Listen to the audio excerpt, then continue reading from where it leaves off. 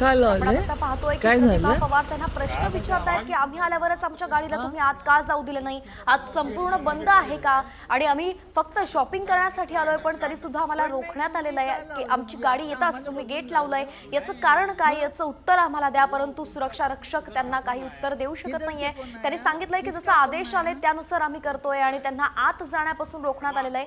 प्रतिभा पवार या आपण पाहतोय की त्यांना गेटवरती रोखण्यात आलेलं आहे. आणि बारामतीमध्ये सध्या प्रचारांचा धडाका सुरू असताना अशा जेव्हा शॉपिंग करण्यासाठी प्रतिभा पवार या बारामती टेक्सटाईलला आल्या तेव्हा त्यांना रोखण्यात आलेला आहे. हा काही प्रचार दौरा नसल्याचंही त्या म्हणाल्या आहेत. प्रचार दौरा नाहीये किंवा आम्ही काही वेगळ्या गोष्टीसाठी नाही तर किंवा शॉपिंगसाठी आलोय पण त्याची परवानगी आता आम्हाला नाहीये का, असा प्रश्नच प्रतिभा पवारांनी विचारलाय. परंतु नेमकं त्यांना आत न सोडण्याचं काय कारण आहे हे अजून तरी समजत नाहीये. जो बैग्स वाला है ना उसके पास जाना है. त्या सलग प्रश्न विचारतायत. स्वतः त्यांनी व्हिडिओ तयार केला आहे आणि तोच व्हिडिओ आपल्यासोबत शेअर करण्यात आलाय. त्यांच्या हातात मोबाईल दिसतोय, त्या प्रश्न विचारतायत. सुरक्षा रक्षकांनी त्यांनी कॅमेरा ठेवलेला आहे. आजूबाजूचं दृश्य ते दाखवतायत की गेट बंद आहे परंतु त्यांना बारामतीच्या टेक्सटाईल पार्क मध्ये सोडण्यात येत नाहीये. अंदर जाके बराबर है, सर से बात तो आप देखो, आपको सर का फोन आया था ना, आपको सर का फोन आया था ना बंद करने को. वैसे ही अब उनको फोन करके पूछो कि उनको शॉपिंग करना है तो अंदर छोड़ू क्या. सर ने पूछे आप पूछो ना. मैंने भी पूछा है उनको. क्या पूछा. आपण पुन्हा एकदा आपले प्रतिनिधी नितीन पाटणकर यांच्याकडे जाऊयात. नितीन, आपण पाहतोय की एक संवाद चालू आहे प्रतिभा पवार आणि त्या सुरक्षा रक्षकामध्ये. त्यांना विचारतायत सातत्याने की का जाऊ देत नाहीये. एक फोन त्यांना आल्याचं कळतंय. हा फोन नेमकं कुणाचा आहे आणि का त्यांना रोखण्यात येत आहे. बारामतीचं जे हे टेक्सटाईल पार्क आहे तो केंद्र सरकार आणि स्थानिक संस्थांचा संयुक्त उपक्रम आहे. खाजगी कंपन्यांचे इथे टेक्सटाईलचे उद्योग आहेत किंवा युनिट्स आहेत.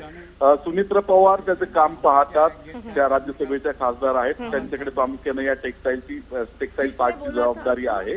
आणि या ठिकाणी बारामती शहर आणि ग्रामीण भागातल्या महिला रोजगाराच्या निमित्ताने मोठ्या संख्येने येत असतात, त्या ठिकाणी काम करतात.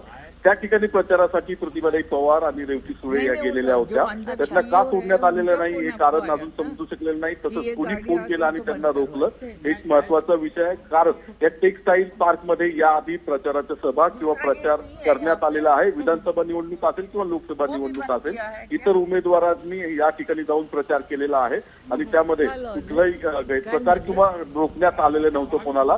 प्रतिभाताई पवार आणि रेवती सुळे यांना का अडवलं हा सगळ्यात महत्वाचा प्रश्न आहे. आणि बारामतीमध्ये याचे राजकीय पडसाद निश्चितपणे उमटू शकतात.